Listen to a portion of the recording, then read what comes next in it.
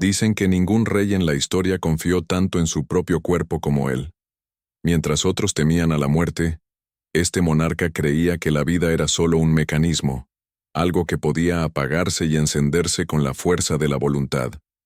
Un rey audaz, obsesionado con la idea de vencer lo inevitable, desafiar la biología y regresar de la tumba como prueba viviente de que era más grande que el destino, más grande que el tiempo, más grande que el propio límite humano. No olvides suscribirte y activar las notificaciones para recibir más videos como este. Comenta si te gustan historias así. No solo creía en eso, ordenó ejecutar el experimento en sí mismo. Ordenó que, después de su muerte, fuera enterrado sin ceremonias, sin velas y sin honores, vivo, sellado en un ataúd de madera, como parte de un experimento macabro que cambiaría para siempre su leyenda. Él quería volver. Quería que su cuerpo intentara, por puro instinto, recuperarse y renacer dentro de su propia tumba. Lo que nadie imaginaba era lo que se encontraría días después, cuando consejeros y médicos decidieron abrir el ataúd.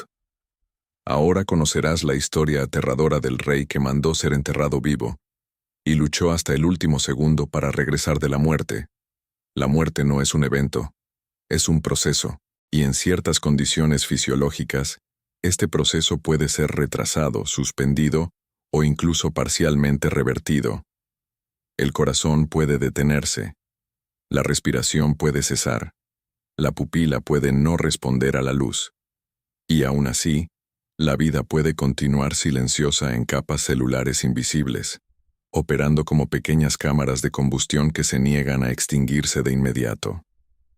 Esa es la parte que inquieta. El cuerpo puede morir por fuera antes de morir por dentro. Hoy sabemos que existe una diferencia brutal entre el colapso sistémico y la extinción definitiva. La muerte puede ser lenta, puede prolongarse, incluso puede permitir que alguien perciba su propia destrucción mientras ocurre. Y en ciertos casos, la persona puede incluso planear ese momento, con la precisión de un emperador y la arrogancia de quien cree controlar su propio final. En el siglo XVII, reportes médicos y autopsias documentaban algo profundamente perturbador. Personas enterradas vivas. No por accidente, sino por decisión propia.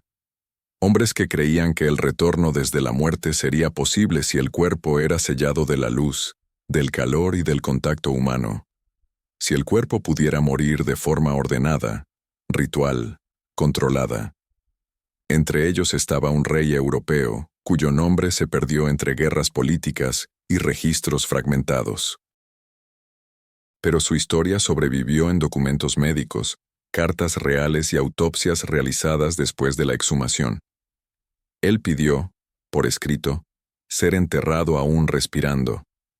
Creía que, al hacerlo, podría regresar. Como quien espera que un cuerpo privado de estímulos sea obligado a reaccionar. Como una máquina sobrecargada que reinicia. Antes de ser sellado dentro de su ataúd, habría pronunciado una frase que resonaría durante siglos. Si la muerte me toma lentamente, la vida puede encontrar espacio para regresar. Murió convencido de que esa era una elección lógica, un experimento, una forma de desafiar la biología humana. Hoy, la ciencia puede describir en detalle lo que ocurre en un organismo enterrado vivo. El cerebro lucha, el corazón presiona con fuerza creciente, el cuerpo intenta sobrevivir donde la muerte es segura. Y al observar este proceso, percibimos algo incómodo y extraordinariamente real. La vida no se apaga, se aferra hasta el último segundo posible. En la Europa barroca, entre 1650 y 1700, la idea de muerte aparente no era superstición. Era un campo emergente de estudio médico. Investigadores como Jacob Winslow y Antoine Louis documentaron experimentos en cadáveres recién muertos y observaron un hecho cruel. Muchos no estaban realmente muertos cuando se les declaraba así. El método diagnóstico era primitivo: un espejo sobre la boca, una aguja bajo la uña, un trozo de lana encendida bajo la nariz para detectar reflejos. Si nada ocurría, Se dictaba el final, pero el cuerpo humano puede permanecer vivo incluso cuando no reacciona a estas pruebas. En ese escenario surge el monarca de nuestra historia, un hombre obsesionado con dos miedos antagónicos: ser declarado muerto mientras aún tenía conciencia, y morir de forma común, como cualquier otro hombre. Sus médicos registraron que sufría episodios de catalepsia, estados de parálisis muscular profunda, con respiración tenue y pulso casi indetectable. En términos clínicos modernos, compatibles con crisis catatónicas severas o episodios disociativos extremos. Pasaba horas inmóvil, prisionero de su propio cuerpo, escuchando a los médicos discutir si debían iniciar los rituales post-mortem. En esos momentos, descubrió algo que cambiaría su destino: la impotencia absoluta de estar vivo y no poder reaccionar. Cuando su salud comenzó a deteriorarse definitivamente, empezó a estudiar textos médicos de la época, entre ellos un tratado alemán que afirmaba que un cuerpo enterrado podía mantener oxigenación residual durante hasta 15 minutos, dependiendo del volumen de aire dentro del ataúd y de la capacidad pulmonar del individuo. Para él, eso abrió una puerta filosófica perturbadora. Si existen 15 minutos de vida después del entierro, ¿podrían ser suficientes para que el cuerpo intentara reiniciarse? Su orden final fue clara y registrada por los escribas reales. Debía ser colocado en el ataúd vivo. Sin autopsia, sin velorio, sellado sin testigos. Desde el punto de vista clínico, convirtió su propia muerte en un experimento fisiológico de limitación humana. Un intento de descubrir hasta dónde el cuerpo es capaz de luchar sin ayuda externa. Desde el punto de vista humano, convirtió su propio entierro en aislamiento absoluto, total, sin apelación.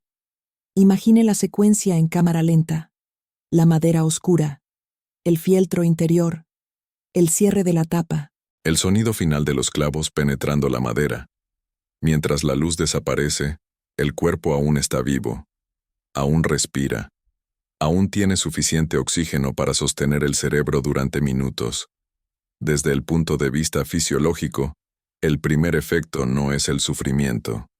Es el pánico interno involuntario causado por la saturación de dióxido de carbono en la sangre. El cuerpo percibe el cambio mucho antes que la mente. El diafragma intenta traccionar aire hacia adentro. No lo consigue. Los intercostales amplían el tórax. Nada cambia. Dentro del ataúd, el aire comienza a ser reemplazado por algo invisible y letal: CO2. La presión parcial de oxígeno cae lentamente, pero de forma constante. Es silencioso, matemático, inevitable. Todo oscila entre dos números. Alrededor del 21% de O2 al sellar, por debajo del 10% en pocos minutos.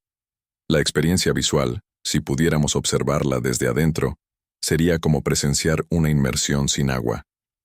El corazón se acelera porque intenta compensar el déficit operacional. Cada contracción es más fuerte, más urgente, más violenta. Mientras tanto, el cerebro envía impulsos eléctricos cada vez más intensos a los músculos respiratorios. En la cámara lenta de un documental, veríamos el esternón tensionándose, el cuello endureciéndose, la mandíbula intentando abrirse con reflejos primitivos de búsqueda de aire. La escena se vuelve casi silenciosa, excepto por una banda sonora fisiológica que solo existe dentro del cuerpo. El flujo turbulento de la sangre intentando mantener el cerebro despierto. Los alvéolos colapsando uno a uno.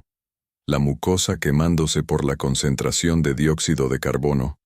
Si el ataúd tuviera una ventana, veríamos algo menos teatral y más real. La piel quedando inicialmente rosada por el exceso de gas en la sangre. Luego, azulada. Finalmente, violácea. La muerte parece traumática, pero biológicamente es matemática. Debajo de lo que el ojo humano puede ver, se instala un caos silencioso. A los 3 minutos de hipoxia aguda, el cerebro comienza a apagar secciones enteras para ahorrar energía. Primero la corteza prefrontal, la parte racional, después el hipocampo, La memoria a corto plazo. Finalmente, los núcleos profundos, los centros de coordinación motora y reflejos. A nivel celular, vemos algo devastador. Cuando falta oxígeno, la mitocondria intenta continuar el proceso de generación de ATP por fermentación anaeróbica. Esto genera ácido láctico. El pH celular cae. La membrana plasmática comienza a perder integridad. Es como un barco perforado por debajo de la línea de flotación. Primero se inclina, luego se hunde. Escrita. El cuerpo lucha desesperadamente contra la muerte, pero esa lucha lo mata más rápido. En el músculo cardíaco cada célula, cardiomiocito, se llena de calcio en exceso, un ion que debería entrar y salir con precisión quirúrgica. Ese calcio adicional provoca contracciones espasmódicas, microlesiones y, finalmente, necrosis. Es la paradoja cruel de la vida en descomposición. La misma señal química que ordena la supervivencia provoca la autodestrucción. En los pulmones, los alvéolos, pequeñas bolsas de aire que recuerdan racimos de uvas microscópicas, se expanden por última vez. Luego colapsan.